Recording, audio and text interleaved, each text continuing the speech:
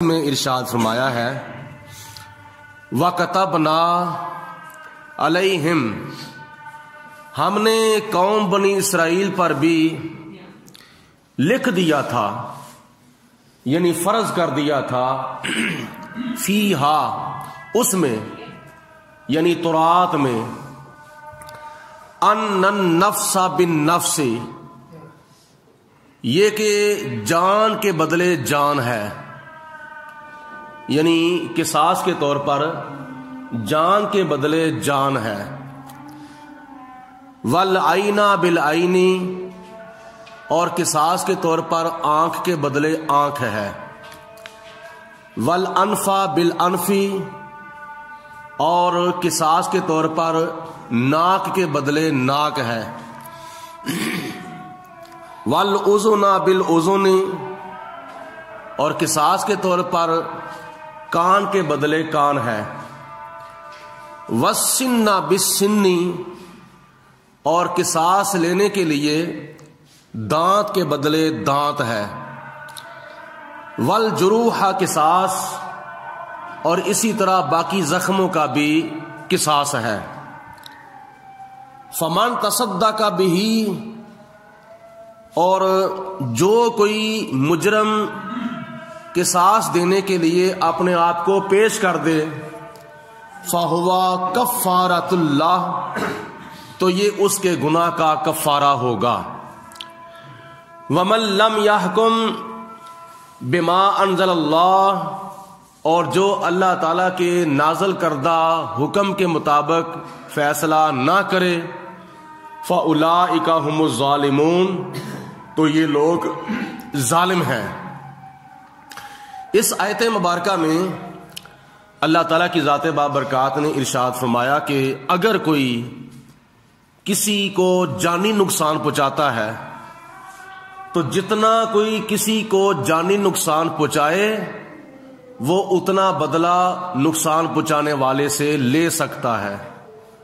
اگر زیادہ نقصان پہنچائے گا تو یہ زیادتی ہوگی،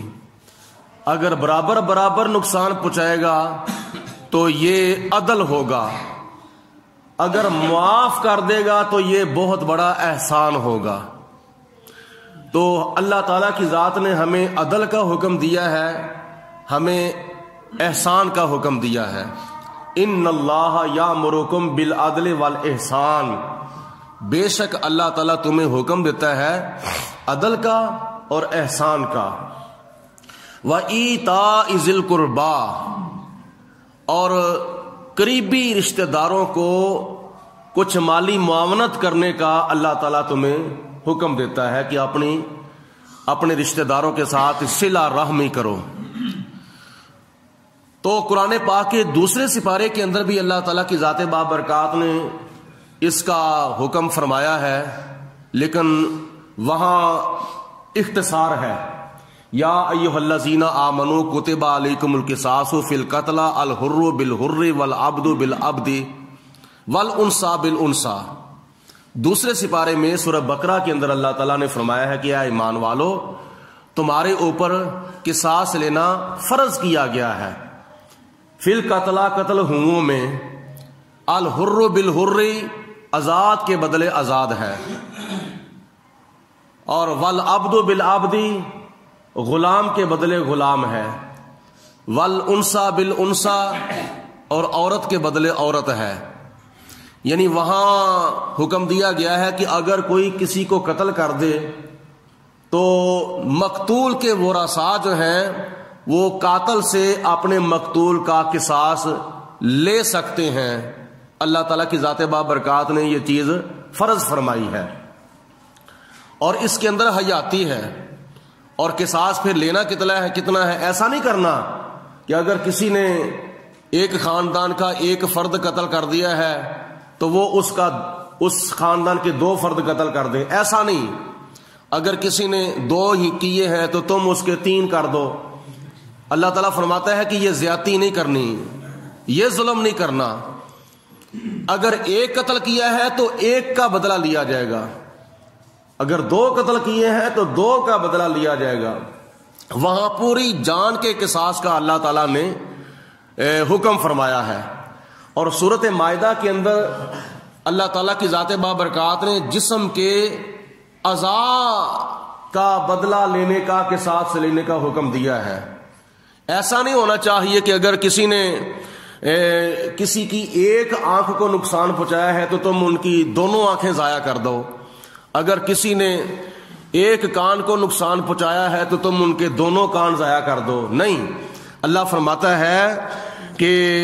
وَكَتَبْنَا عَلَيْهِمْ فِيهَا، ہم نے تو تورات کے اندر بھی لکھ دیا تھا قوم بنی اسرائیل کے اوپر، یہ حکم ان کے اوپر واجب کر دیا تھا، ان النفس بالنفس، کہ جان کے بدلے جان قتل کی جا سکتی ہے۔ اور پھر اگر کوئی جان کے علاوہ کسی نے کسی کو تھوڑا نقصان پہنچایا ہے تو اس سے تھوڑا بدلہ لے۔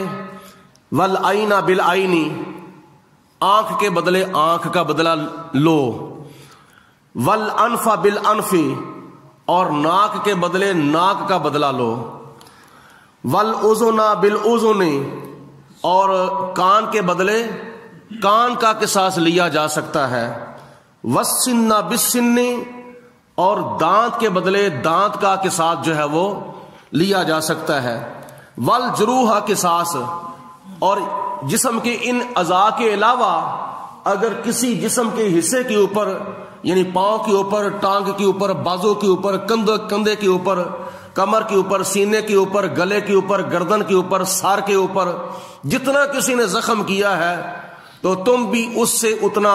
بدلہ جو ہے وہ لے سکتے ہو، قصاص لے سکتے ہو۔ لیکن آگے اللہ تعالیٰ کی ذات بابرکات نے ایک گنجائش دی ہے کہ کچھ مفسرین نے اگلے جملے کا ترجمہ کیا ہے فمن تصدق بہ فہو کفارۃ اللہ، جو کوئی مجرم یعنی کسی کے جسم کے کسی حصے کو نقصان پہنچانے والا اگر کوئی اپنے آپ کو بدلہ دینے کے لیے پیش کر دیتا ہے، اگر کوئی کہتا ہے بھائی مجھ سے تیری آنکھ کو نقصان پہنچا ہے لہذا تم بھی میری آنکھ کو نقصان پہنچا لو، اگر کوئی کہتا ہے کہ مجھ سے تیرے ایک دانت کو نقصان پہنچا ہے تو تم بھی میرے دانت کو اتنا نقصان پہنچا لو۔ ایک معنی اس جملے کا یہ ہے کہ فمن تصدق بہ، جو کوئی اپنے آپ کو پیش کر دے، جو نقصان پہنچانے والا اپنے آپ کو پیش کر دے بدلہ دینے کے لیے، تو فہوا کفارۃ اللہ، اللہ فرماتا ہے کہ اس کے گناہ کا یہ کفارہ ہو جائے گا۔ اور دوسرا معنی مفسرین کرام نے اس جملے کا یہ کیا ہے فمن تصدق بہ، اور جو کوئی کسی کو معاف کر دے، اگر کسی کی آنکھ کو نقصان پہنچا ہے تو پہنچانے والے کو اگر کوئی معاف کر دیتا ہے، کسی کے کان کو نقصان کسی نے پہنچایا ہے تو وہ کان جس کا ضائع ہو چکا ہے وہ اگر نقصان پہنچانے والے کو معاف کر دیتا ہے، اللہ فرماتا ہے جو کوئی کسی مجرم کو معاف کر دے فہوا کفارۃ اللہ، تو یہ مجرم کے گناہ کا کفارہ ہو جائے گا۔ دونوں صورتوں میں کیا نام ہے یہ جائز ہے، اگر وہ خود کو اپنے آپ کو بدلہ دینے کے لیے پیش کر دے تو پھر بھی اس کے گناہ کا کفارہ ہو جائے گا، اگر بدلہ لینے والا اس کو معاف کر دے تو پھر بھی مجرم کے گناہ کا کفارہ ہو جائے گا۔ اور معاف کرنا ذاتی طور پر، یہ یاد رکھنا، ذاتی طور پر معاف کرنا یہ نبی پاک علیہ الصلوۃ والسلام کی سنت ہے۔ حضور علیہ الصلوۃ والسلام کا کفار کے ساتھ جو معاملہ تھا وہ ذاتی تھا۔ دیکھو نا، مثال کے طور پر آپ کا حق کوئی اور نہیں معاف کر سکتا، کسی کو اختیار نہیں ہے۔ بھائی کو کسی نے نقصان پہنچایا ہے تو دوسرا اس کا بھائی جو ہے وہ اپنے بھائی کا قصاص معاف نہیں کر سکتا۔ جب بھائی کا قصاص معاف نہیں کر سکتا تو پھر میں اور تم کون ہو جس کے پاس اختیار ہے کہ وہ نبی کریم علیہ الصلوۃ والسلام کی اگر کوئی گستاخی کرتا ہے تو اس کو معاف کر دے؟ میرے تیرے پاس کوئی اختیار نہیں ہے، بلکہ خدا معاف نہیں کرتا اس کو۔ اللہ پاک اپنے پیارے حبیب علیہ الصلوۃ والسلام کے دشمن کو، اپنے پیارے محبوب کے گستاخ کو معاف نہیں کرتا۔ یہ خدا تعالیٰ کی ذات بابرکات نے قرآن پاک میں صاف کیا نام ہے بیان فرما دیا ہے، تبت یدا ابی لہب و تب، اے ابو لہب تیرے دونوں ہاتھ ٹوٹ جائیں۔ جب حضور علیہ الصلوۃ والسلام نے اعلان نبوت فرمایا تھا تو کفار مکہ نے انکار کر دیا۔ ابو لہب ان میں موجود تھا، اس نے کہا تھا کہ اے محمد، اے میرے بھتیجے، کیا تو نے ہمیں اس لیے یہاں بلایا تھا اپنی نبوت کا اعلان کرنے کے لیے؟ تو اس نے غصے میں آ کر کہا کہ اے محمد جا تیرا ہاتھ ٹوٹ جائے۔ تو نبی پاک علیہ الصلوۃ والسلام کو خدا نے فرمایا میرے محبوب تم خاموش رہو، میں جواب دوں گا۔ اس نے کہا ہے نا کہ محمد تیرا ایک ہاتھ ٹوٹ جائے، میں خدا ہو کے کہتا ہوں تبت یدا ابی لہب و تب، اے ابو لہب تیرے دونوں ہاتھ ٹوٹ جائیں۔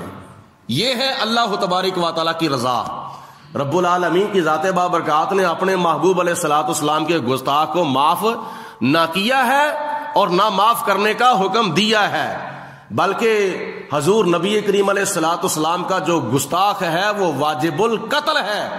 چاہے کوئی کلمہ پڑھ کے گستاخی کرے پھر بھی واجب القتل ہے، اور چاہے کوئی کلمے کا انکار کر کے کیا نام ہے حضور کی گستاخی کرے پھر بھی وہ واجب القتل ہے۔ زمین اس کو ایک سیکنڈ کے لیے بھی زندہ رہنے کا حق نہیں دیتی۔ رب العالمین کی ذات بابرکات کہ پیارے حبیب علیہ الصلوۃ والسلام نے جو کفار مکہ کو کہا تھا کہ اے پتھر مارن والیا جے تو میرے وال آویں، سینے دے نال تینوں لاواں سدھا جنت جاویں، یہ نبی پاک علیہ السلام کا ذاتی معاملہ تھا۔ حضور علیہ الصلوۃ والسلام تو پتھر مارنے والوں کو دعائیں دیتے تھے، حضور علیہ الصلوۃ والسلام تو کانٹے بکھیرنے والوں کو دعائیں دیتے تھے۔ وہاں ذاتی معاملہ ہو اور تمہارا بھی جس کے ساتھ ذاتی معاملہ ہو جائے معاف کر دو۔ اگر کسی کا کسی کے ساتھ ذاتی معاملہ ہو گیا ہے، لڑائی جھگڑے گا تو اس کو معاف کر دینا چاہیے، فراخ دلی کا اظہار کرنا چاہیے۔ اللہ تعالیٰ کی ذات بابرکات نے حضور نبی کریم علیہ الصلوۃ والسلام نے یہ حسن سلوک کا ایک پہلو ظاہر فرمایا ہے۔ آگے خدا تعالیٰ کی ذات نے فرمایا کہ جو کوئی اللہ تعالیٰ کے نازل کردہ کلام کے مطابق فیصلہ نہ کرے تو وہ عادل نہیں ہو سکتا بلکہ وہ ظالم ہے۔ وَقَفَّيْنَا عَلَىٰ آثَارِهِمْ، اور اسی طرح اللہ تعالیٰ نے اپنے نبیوں کے بعد حضرت عیسیٰ علیہ الصلوۃ والسلام کو مبعوث فرمایا۔ وَقَفَّيْنَا، اور بھیجا ہم نے، عَلَىٰ آثَارِهِمْ، ان کے نقش قدم پر، یعنی اللہ تعالیٰ نے فرمایا اپنے رسولوں کے نقش قدم پر، اپنے نبیوں کے نقش قدم پر۔ کس کو بھیجا؟ بِعِیسیٰ ابْنِ مریم، حضرت عیسیٰ علیہ السلام جو کہ حضرت مریم کے بیٹے ہیں ان کو بھیجا۔ مصدقا لما بین یدیہ من التوراۃ، وہ حضرت عیسیٰ علیہ السلام اپنے سے پہلے نازل ہونے والی کتاب یعنی تورات کی تصدیق کرتے ہیں، کیونکہ موسیٰ علیہ السلام پہلے آئے تھے، عیسیٰ علیہ السلام بعد میں آئے تھے۔ موسیٰ علیہ السلام پر تورات نازل ہوئی تھی، عیسیٰ علیہ السلام پر انجیل نازل ہوئی تھی۔ حضرت عیسیٰ علیہ السلام اپنے سے پہلے جو کتاب تورات نازل ہوئی تھی عیسیٰ علیہ السلام اس کی تصدیق فرما رہے ہیں۔ وَآتَيْنَاهُ الْإِنْجِيلَ، اور ہم نے حضرت عیسیٰ علیہ السلام کو انجیل عطا فرمائی تھی۔ فِيهِ هُدًى، اس انجیل کے اندر ہدایت تھی گمراہی سے بچانے کے لیے، وَنُورٌ، اور اس کے اندر نور تھا، یعنی ہدایت سے مراد نیک اعمال ہیں اور نور سے مراد عقائد اسلامیہ ہیں۔ وَمُصَدِّقًا لِمَا بَيْنَ يَدَيْهِ مِنَ التَّوْرَاةِ، اور وہ کیا نام ہے تصدیق کرنے والے ہیں اپنے سے پہلے نازل کی ہوئی کتاب تورات کی۔ وَهُدًى، اور وہ ہدایت ہے، وَمَوْعِظَةً، اور وہ نصیحت ہے۔ یعنی جس طرح حضرت عیسیٰ علیہ السلام نے تورات کی تصدیق فرمائی، اسی طرح عیسیٰ علیہ السلام کے اوپر نازل ہونے والی کتاب انجیل نے بھی تورات کی تصدیق فرمائی۔ اور پہلے تورات کی شان بیان کی گئی ہے اور اب انجیل کی شان بیان کی جا رہی ہے کہ انجیل کے اندر بھی اللہ تعالیٰ نے ہدایت نازل فرمائی تھی، ہدایت لکھی تھی، ہدایت والی آیات لکھی تھی، وَمَوْعِظَةً، اور نصیحت لکھی تھی۔ کس کے لیے؟ للمتقین، پرہیزگاروں کے واسطے، اور پرہیزگار وہ ہوتا ہے جو اللہ تعالیٰ سے ڈرتا ہے۔ وَلْيَحْكُمْ، اور چاہیے کہ وہ فیصلہ کریں، اہل الانجیل، انجیل والے، بما انزل اللہ فی، اس کے مطابق جو اللہ تعالیٰ نے انجیل کے اندر کلام نازل کیا ہے، جو احکامات نازل کیے ہیں۔ وَمَن لَّمْ يَحْكُمْ بِمَا أَنزَلَ اللَّهُ، جو اللہ تعالیٰ کے نازل کردہ کلام کے مطابق فیصلہ نہ کریں، فَأُولَٰئِكَ هُمُ الْفَاسِقُونَ، تو وہ فاسق لوگ ہیں، وہ نافرمان لوگ ہیں۔ حضرت داؤد علیہ السلام پر زبور نازل ہوئی، حضرت موسیٰ علیہ السلام پر تورات نازل ہوئی، حضرت عیسیٰ علیہ السلام پر انجیل نازل ہوئی، اور ہمارے پیارے آقا مولا حضرت محمد مصطفیٰ صلی اللہ علیہ وسلم پر اللہ تعالیٰ نے قرآن نازل فرمایا ہے۔ زبور کو تورات نے منسوخ کر دیا، زبور کو تورات نے منسوخ کر دیا، اور تورات کو انجیل نے منسوخ کر دیا، اور قرآن پاک نے ساری کتابوں کو منسوخ کر دیا۔ اب وہ کتابیں قابل ایمان تو ہیں لیکن قابل عمل نہیں ہے، یعنی تورات قابل ایمان ہے، انجیل قابل ایمان ہے، زبور قابل ایمان ہے، لیکن وہ قابل عمل نہیں۔ قرآن مجید فرقان حمید قابل ایمان بھی ہے اور قابل عمل بھی ہے، یعنی اس کے اوپر ایمان بھی رکھا جائے گا اور اس کے اوپر عمل بھی کیا جائے گا۔ اور پہلی کتابیں اور یہ کتاب، ان چاروں کتابوں کے اندر اللہ تعالیٰ کی ذات بابرکات نے اپنے احکامات نازل کیے کہ نیکی کا حکم دیا اور برائی سے منع کیا، لیکن قرآن پاک کی شان کیا ہے؟ حضرت امام اسماعیل حقی رحمۃ اللہ تعالی علیہ لکھتے ہیں تفسیر روح البیان کے اندر کہ تورات، انجیل، زبور، ان ساری کتابوں کا علم بھی اللہ تعالیٰ نے قرآن پاک میں رکھ دیا ہے، یعنی جو کہ قرآن پاک پڑھے گا اللہ تعالیٰ اس کو تورات کا بھی علم عطا فرمائے گا، انجیل کا علم بھی عطا فرمائے گا، زبور کا علم بھی عطا فرمائے گا۔ جس طرح تورات، انجیل، زبور کا علم قرآن پاک میں خدا نے رکھ دیا ہے، اسی طرح سارے قرآن پاک کا علم جو ہے وہ اشارتاً کنایتاً اللہ تعالیٰ نے سورت فاتحہ میں رکھ دیا ہے، اور ساری سورت فاتحہ کا علم جو ہے وہ اللہ تعالیٰ نے اشارتاً کنایتاً بسم اللہ شریف کے اندر رکھ دیا ہے، اور بسم اللہ شریف کا جو علم ہے وہ اشارتاً کنایتاً اللہ تعالیٰ نے بسم اللہ کے با کے نقطے میں رکھ دیا ہے۔ اور حضور علیہ الصلوۃ والسلام فرماتے ہیں آنا نقطہ تو تحت بائی، یہ جو با کے نیچے نقطہ ہے نا، حضور علیہ الصلوۃ والسلام فرماتے ہیں وہ نقطہ میں محمد مصطفیٰ ہوں، یعنی نبی پاک علیہ الصلوۃ والسلام کو اللہ تعالیٰ نے اولین کا علم عطا فرمایا، آخرین کا علم عطا فرمایا، ظاہر کا علم عطا فرمایا، باطن کا علم عطا فرمایا۔ اب آخری بات میں عرض کرتا ہوں کہ خدا کی ذات بابرکات نے تورات کا علم قرآن میں رکھ دیا، انجیل کا علم قرآن میں رکھ دیا، زبور کا علم قرآن میں رکھ دیا، اور یہ سارے کا سارا قرآن جو ہے، یعنی ایسے کر لو ازل سے لے کر ابد تک جو کچھ ہو چکا تھا، جو کچھ ہو رہا ہے اور جو کچھ روز ابد تک ہوگا، وہ سارے حالات، سارے واقعات، سارے علوم اللہ تعالیٰ نے قرآن میں رکھ دیے ہیں، اور قرآن اللہ تعالیٰ نے سینہ مصطفیٰ پہ نازل فرمایا ہے، یعنی نبی پاک علیہ الصلوۃ والسلام کے سینے کے اندر یہ قرآن ہے۔ تو یوں سمجھ لو کہ اللہ پاک نے فرمایا ہے کہ جس طرح قرآن کے اندر کسی علم کی کمی نہیں ہے، اس طرح میرے پیارے حبیب علیہ الصلوۃ والسلام کے علم کے اندر بھی کسی قسم کی کمی